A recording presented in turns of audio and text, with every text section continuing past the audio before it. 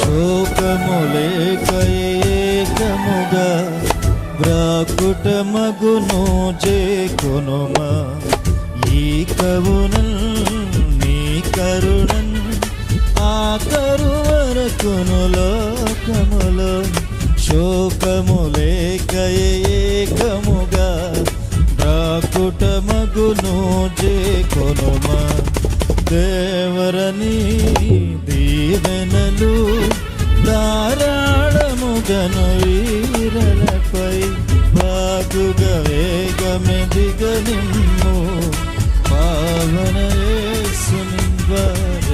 మామయ్యలు అందరూ వేదిక మీదకి రండి, బాబాయిలు రండి.